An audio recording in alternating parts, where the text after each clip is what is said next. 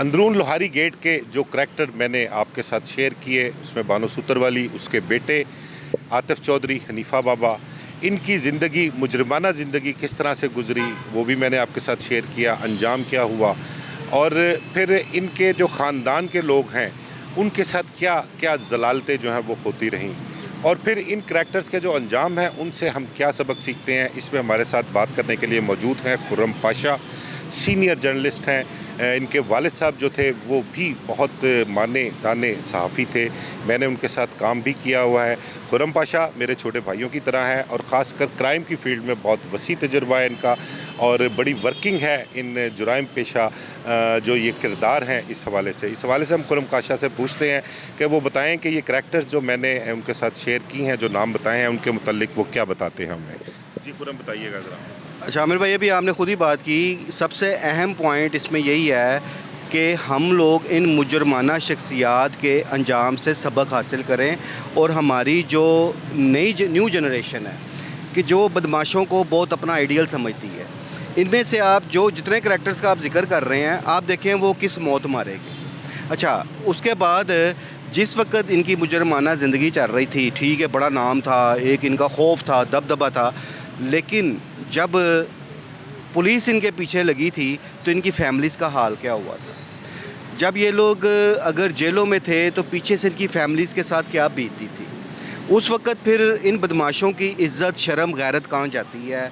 और ये सूरत हाल आज तक जारी है कि जो जिन लोगों की मुजरमाना ज़िंदगी है, कभी आप जेलों के बाहर जाके देखें कि उनकी माँ, बहन, बेटियाँ किस तरह ज़लीलो ख्वार हो रही होती हैं। तो ये कोई आइडियल शख्सियात नहीं होते।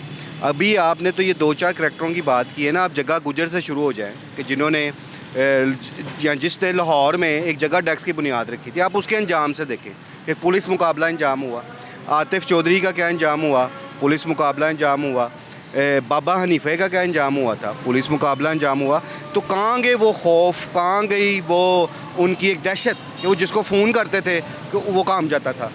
ठीक है, अभी आप ये बानो सूत्र मंडी वाले का जिक्र कर रहे हैं, तो ये कोई हमारे लिए आइडियल करैक्टर नहीं होने चाहिए। ठीक है, हम इनकी मुजरमाना ज़िंदगी ज़रूर बयान करते हैं, लेकिन हमारा ज़्यादा ज़ोर हमेशा किसी भी जराइम पेशा शख्स के लिए होना चाहिए कि उसका अंजाम क्या था। अंदरून लोहारी की बात कर लें या ओवरऑल आप अंदरून शहर की बात करें तो इसमें कोई शक नहीं कि जुराइम पेशा सरगर्मियों का वो गढ़ है हमेशा से। एक तरफ अगर वो जुराइम पेशा सरगर्मियों का गढ़ है तो दूसरी तरफ वो कारोबारी हवालों से भी सोने की चिड़ियाँ हैं वो इलाके। और आज तक वहाँ पे चुदराहट की जंग भी है, वहाँ पे करोड़ों अरबों रुपए की प्रॉपर्टियों के रोले भी निकले।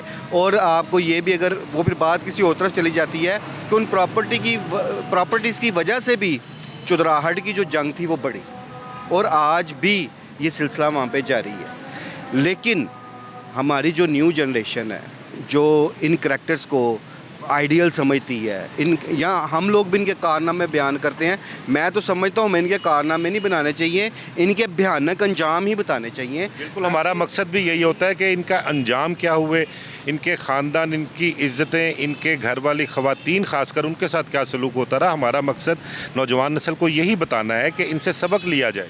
और ये तो चले कई साल पुरानी है ना, इनके बाद भी कई करैक्टर अंदरून शहर से निकले। शूटर्स की एक बड़ी तादाद आपको पता है अंदरून शहर से निकली। वहाँ पे आज भी बड़ी दलेरी पाई जाती है नौजवान लड़कों में। वहाँ अगर ये सीसीडी का खौफ ना हो तो आपको भी पता है कि अंदरून शहर में न्यू जनरेशन में से भी कौन कौन से वहाँ पे लोग मौजूद हैं। ठीक है, और सिर्फ इन करैक्टर्स की बात नहीं, इन करैक्टर्स के बाद कई करैक्टर्स आए कि उनका अंजाम भी देख ले, या वो कत्ल कर दिए गए या वो मुबैना पुलिस मुकाबलों में मारे गए। मैं एक लफ्ज़ हमेशा इस्तेमाल करता होता हूँ कि जो अपने आप को बदमाश समझता है ना, पुलिस से बड़ा बदमाश कोई नहीं है। कानून सीसीडी ने साबित भी किया है और उससे पहले भी देखें, सीसीडी से पहले क्या पुलिस मुकाबले नहीं थे होते। जिस वक्त आतिफ चौधरी का पुलिस मुकाबला हुआ या बाबा हनीफे को मारा गया, उस वक्त तो सीसीडी नहीं थी, लेकिन थी तो पुलिस थी ना, पॉलिसीज तो थी। जगह गुजर को जब मारा गया था तब तो सीसीडी नहीं थी, लेकिन पुलिस मुकाबले की वो आज की थोड़ी हैं।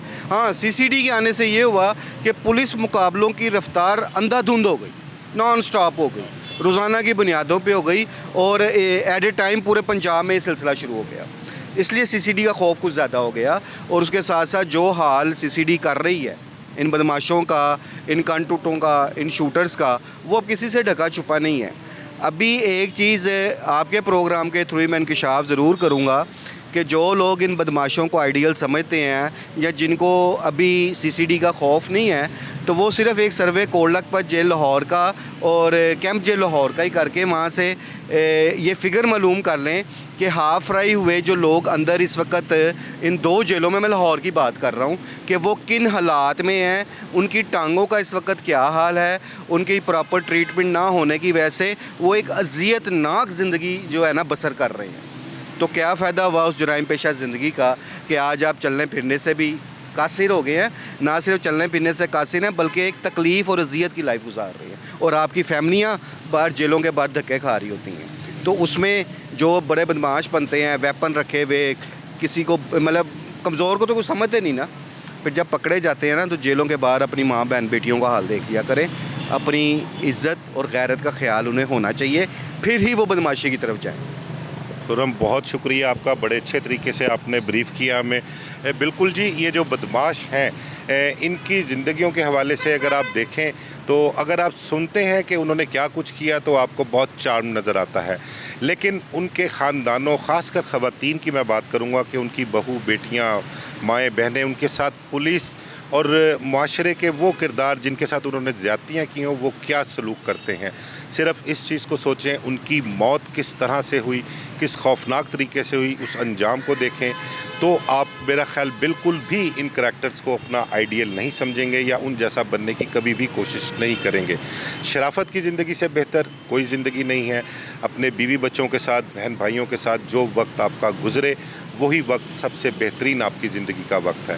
प्रोग्राम बेनकाब में मुझे इजाज़त दीजिए। अल्लाह हाफ़िज़।